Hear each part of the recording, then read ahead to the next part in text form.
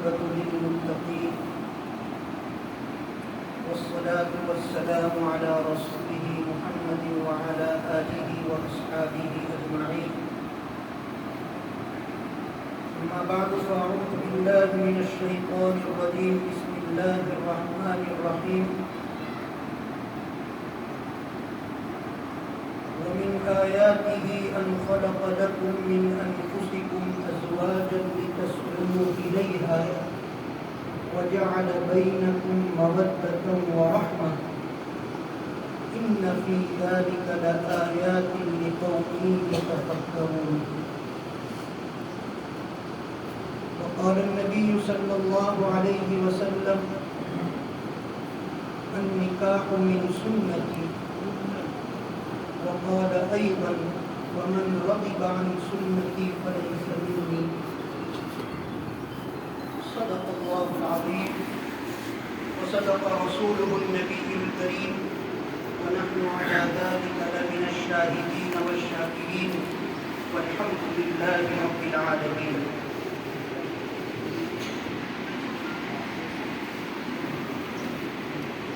بزرگان دین، نوجوانان اسلام، اس وقت اللہ رب العزت کے فضل سے ہمارے لیے بڑی ہی مسرت اور خوشی کا موقع ہے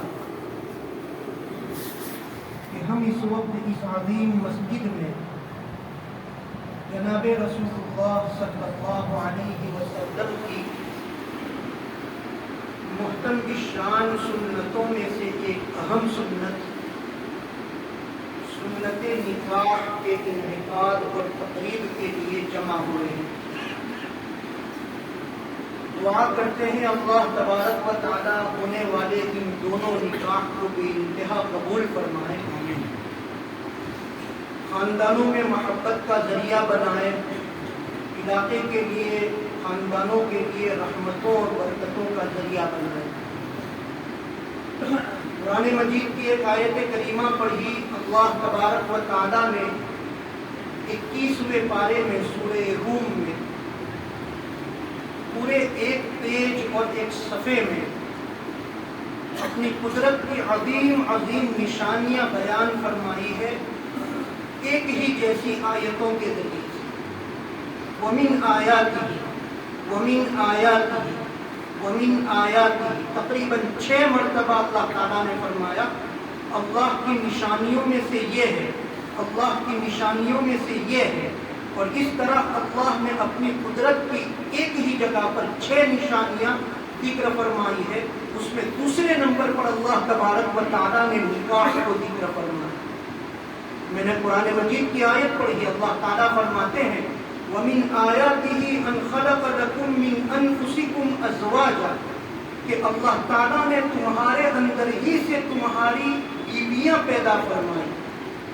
بڑا عجیب نقطہ مفسرین نے یہاں لکھا ہے کہ سب سے پہلے انسان حضرت آدم علیہ السلام کو اللہ تبارک و تعالیٰ نے مٹی کے ذریعے سے پتلا بنا کر پھر اس میں روح پھونک کر حضرت آدم علیہ السلام کو اللہ تعالیٰ نے زندہ فرمایا اور ان کو رہنے کے لیے جنت عطا فرمائی کہ اس محل میں آپ کو، اس بنگلے میں آپ کو رہنا ہے، اور ساری نعمتیں اللہ تعالیٰ نے عطا فرمائی. لیکن اس محل میں، اس حجرے میں، اس بڑے مکان میں حضرت آدم علیہ السلام کی دل لگی کے لیے، دلچسپی کے لیے ساتھ میں ایک بیوی کی بھی ضرورت تھی. اللہ تو قادر مطلق ہے، اللہ چاہتے تو ایک دوسرا مٹی کا پتلا بنا کر اس میں روح پھونک کر حضرت حوا علیہ السلام کو پیدا فرما دیتے. لیکن اللہ تعالیٰ نے یہ طریقہ اختیار نہیں فرمایا، بلکہ حضرت آدم علیہ السلام کی پسلی سے حضرت حوا علیہ السلام کو پیدا فرمایا. اسی لیے قرآن مجید میں جہاں جہاں بیویوں کا اور ازواج کا ذکر آیا وہاں یہ فرمایا من انفسکم تمہارے ہی اندر سے، تمہارے ہی جسموں سے ہم نے تمہاری بیویاں پیدا کی. اس سے اس طرف اشارہ کیا جا رہا ہے کہ جیسے یہ تمہارا ہاتھ، یہ تمہاری باڈی کا ایک پارٹ ہے، تمہارا کان تمہاری باڈی کا ایک پارٹ ہے، اسی طرح سے تمہاری بیوی بھی تمہاری باڈی کا ایک پارٹ ہے، تمہارے جسم کا ایک حصہ ہے۔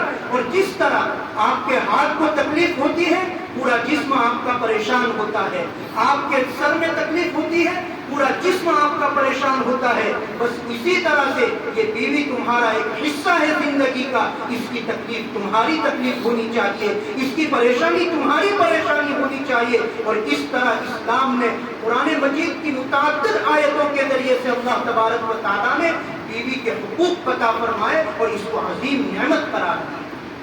جناب رسول اللہ صلی اللہ علیہ وسلم نے نکاح کو اپنی عظیم سنت بتایا، اور صرف یہ حضور کی سنت نہیں ہے بلکہ انبیاء علیہ السلام پہلے سے انبیاء علیہ السلام کی یہ سنت رہی ہے۔ حضرت موسیٰ علیہ السلام جب جو مدین تشریف لے گئے تو وہاں پر آپ کا نکاح ہوا، حضرت شعیب علیہ السلام کی صاحبزادی سے حضرت ابراہیم کا نکاح ہوا، اور حضور پاک صلی اللہ علیہ وسلم نے بھی نکاح فرمایا۔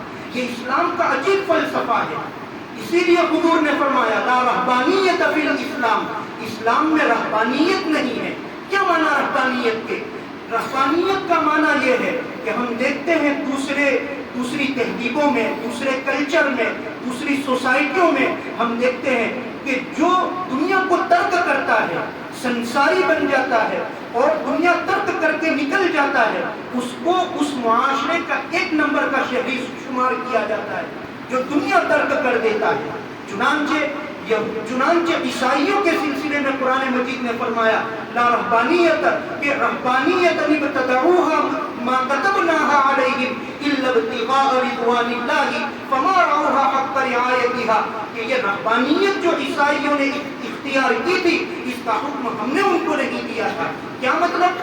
وہاں یہ طریقہ تھا کہ جس آدمی کو دیندار بننا ہوتا تھا وہ آدمی گھر بار چھوڑ کر جنگل میں چلا جاتا تھا، اس کو بیوی بچوں سے وہ اپنے تعلقات ختم کر دیتا تھا، دنیا کمانے سے، دنیا کی لذتوں سے وہ کنارہ کش ہو کر پہاڑوں کی گفاؤں میں اور جنگلوں کے اندر چلا جاتا تھا، اور پھر بعد میں چل کر جب وہاں مرد بھی جاتا ہے اور عورت بھی جاتی ہے اور وہاں جا کر پھر گناہ پنپتے ہیں، وہاں جا کر پھر جو ہے برائیاں پھیلتی ہے۔ اسی لیے شریعت اسلامیہ نے منع فرما دیا کہ رہبانیت یعنی اس طرح سے گھر بار چھوڑ کر سب کو چھوڑ چھاڑ کر جانا، یہ تمہارے لیے یہ درست نہیں ہے۔ حضرت عبداللہ ابن مظعون رضی اللہ تعالی عنہ، اللہ کے نبی حضرت عثمان ابن مظعون رضی اللہ تعالی عنہ اللہ کے نبی صلی اللہ علیہ وسلم کی خدمت میں حاضر ہوئے اور جا کر کہا حضرت عبادت میں دل لگانا ہے، عبادت کے اندر پورا وقت صرف کرنا ہے، اس لیے آپ مجھے اجازت دیجیے